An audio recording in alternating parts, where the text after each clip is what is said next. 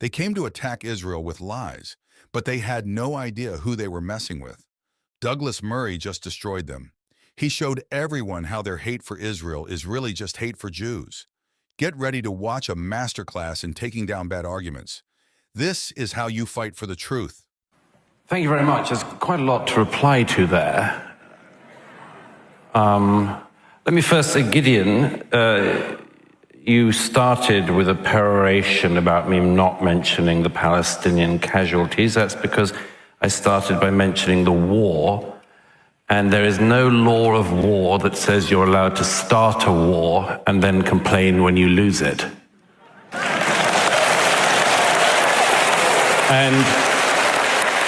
And if Medhi cares about the Palestinian casualties, as I'm sure he does, then tell your bosses in Qatar to tell their friends in Gaza to stop the war and give back the hostages.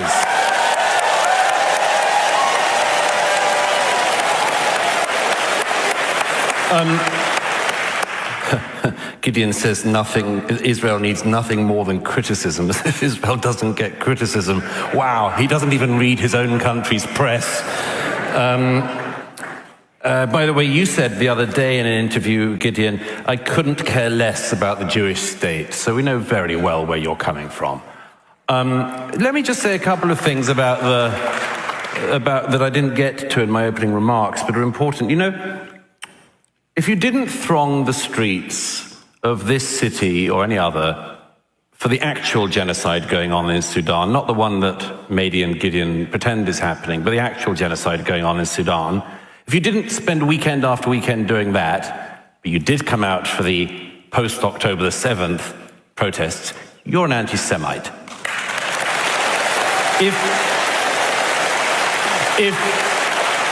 like Medhi once sent a tweet condemning that, it doesn't give you quite enough smoke cover. You know, if you protested not a bit, didn't set up a tent when Bashar al-Assad was killing 6 times the number of people in a decade that Israel and all of its enemies have lost in 75 years of war, you are an anti-Semite. And I would just add one other thing. I know that the media has tried to reframe the motion. I'm not going to allow it either. You know, maybe there is somebody in the world. Pakistan was invented, created as a state around the same time as Israel. I reckon that if this debate tonight was about Pakistan started a lot of wars, it suffered a lot of wars, it suffered a lot of casualties, caused a lot of casualties. But you know what? If somebody said, I think Pakistan should be abolished. They just don't have the right to a state, and although they had one set up for them many decades ago, we should abolish it. I think people would say, And then if the person said, but, oh, by the way, although I want to abolish that state, I have no problem with the Pakistani people. Please, of course you would. That was a brilliant takedown of the anti-Israel crowd. Douglas Murray just demolished their arguments, point by point. Let's break down why his analysis is so crucial. First, he exposed the blatant double standard applied to Israel. These so-called human rights activists are strangely silent about the atrocities committed in Sudan, Syria, or Yemen. But when it comes to Israel, a democratic nation defending itself against terrorists, they suddenly become champions of Palestinian rights. This selective outrage is a clear sign of anti-Semitism. Second, Douglas highlighted the absurdity of blaming Israel for the suffering in Gaza. Hamas, a designated terrorist organization, is responsible for launching rockets at Israeli civilians, using human shields, and diverting aid to build terror infrastructure. They are the oppressors, not the victims.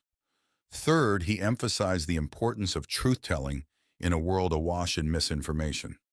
The media often distorts the conflict, portraying Israel as the aggressor and Hamas as the underdog. Douglas Murray is cutting through the propaganda, revealing the facts and challenging the lies. We need more truth-tellers like Douglas Murray. He's a beacon of reason and courage in a world that desperately needs both.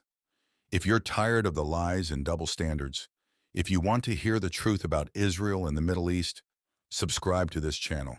Together we can expose the truth and stand up for what's right.